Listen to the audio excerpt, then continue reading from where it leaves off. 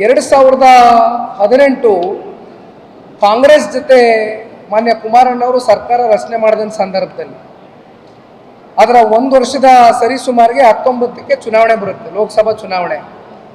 ಸಹಜವಾಗಿ ಹಳೆ ಮೈಸೂರು ಪ್ರಾಂತದಲ್ಲಿ ಜನತಾದಳ ಪಕ್ಷ ಅತಿ ಹೆಚ್ಚು ಬಲಿಷ್ಠವಾಗಿರ್ತಕ್ಕಂಥದ್ದು.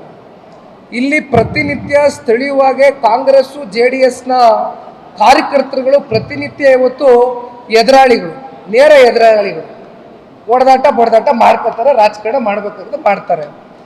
ಹಾಗಾಗಿ that is an unnatural alliance 19ರಲ್ಲಿ ಆದಂಥದ್ದು. This is more natural alliance. ಈಗಾಗಲೇ ನಾವು ನಮ್ಮ ಕಾರ್ಯಕರ್ತರನ್ನ ಒಗ್ಗೂಡಿಸ್ಲಿಕ್ಕೆ ಚುನಾವಣೆಯಲ್ಲಿ ಯಾವ ರೀತಿ ನಮ್ಮ ಪ್ರಚಾರ ಕೈಗೊಳ್ಳಬೇಕು ಅಂತಕ್ಕಂಥದ್ದಕ್ಕೆ ಈಗಾಗಲೇ ಸಭೆಗಳು ಪ್ರಾರಂಭ ಆಗಿದೆ. ಅದೇ ನಿಟ್ಟಿನಲ್ಲಿ ಇವತ್ತು ಜಂಟಿ ಸಭೆಗಳು, ಇವತ್ತು BJP ಪಕ್ಷವನ್ನು ಕೂಡ BJP ಪಕ್ಷದ ಕಾರ್ಯಕರ್ತರು, ತಳಹಂತದ ಕಾರ್ಯಕರ್ತರು, ನಮ್ಮ ತಳಹಂತದ ಕಾರ್ಯಕರ್ತರು ಇಬ್ಬರು ಒಗ್ಗಟ್ಟಾಗಿ ಚುನಾವಣೆ ಮಾಡಬೇಕು ಅಂತಕ್ಕಂಥದ್ದು ನಮ್ಮ ಬಯಕೆ. ಹಾಗಾಗಿ ಜಂಟಿ ಸಭೆಗಳು ಪ್ರಾರಂಭ ಮಾಡ್ತೇವೆ ಅತಿ ಶೀಘ್ರದಲ್ಲಿ.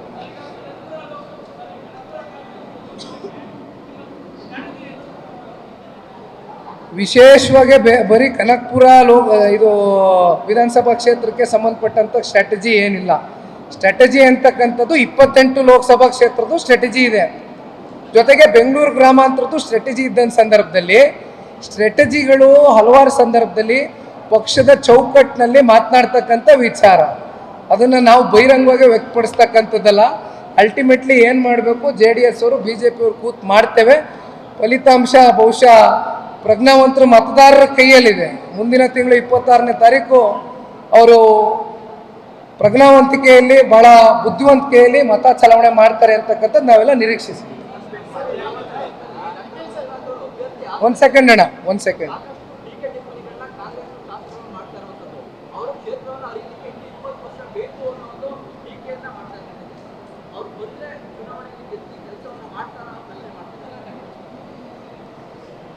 ಒಂದು ನಾನು ಬಹಳ ಸೂಕ್ಷ್ಮವಾಗಿ ಗಮನಿಸ್ತಾ ಇದ್ದೇನೆ. ರಾಮನಗರ ಜಿಲ್ಲೆನಲ್ಲಿ ಗೆದ್ದಿರ್ತಕ್ಕಂಥ ಕಾಂಗ್ರೆಸ್ನ ಶಾಸಕರುಗಳ ಉದ್ದಟತನದ ಮಾತುಗಳೇನಿದೆ, ಬಹುಶಃ ಇದು ಅವ್ರಿಗೆ ಮುಳುವಾಗ್ತಕ್ಕಂಥದ್ರೆ ಯಾವುದೇ ಸಂಶಯ ಇಲ್ಲ. ಅವ್ರು ಏನು ಬೇಕಾದ್ರೂ ಮಾತನಾಡ್ಬೋದು. ಬಹುಶಃ ಈ ಮಾತುಗಳು ಅವರ ಒಂದು ಚುನಾವಣೆಯ ಸೋಲಿನ ಒಂದು ಭೀತಿ, ಹತಾಶೆ ಮನೋಭಾವ ಇವತ್ತು ಅವ್ರಿಗೆ ಕಾಡ್ತಾ ಇರ್ತಕ್ಕಂಥದ್ದು. ಹಾಗಾಗಿ ಅವರು ಮಾತನಾಡ್ತಾ ಇದ್ದಾರೆ. ಇವತ್ತು ಜಿಲ್ಲೆಯ ಜನತೆ, ಬೆಂಗಳೂರು ಗ್ರಾಮಾಂತರದ ಎಲ್ಲ ಕ್ಷೇತ್ರದ ಜನತೆ ಭಾಳ ಸೂಕ್ಷ್ಮವಾಗಿ ಇದನ್ನು ಗಮನಿಸ್ತಾ ಇದ್ದಾರೆ.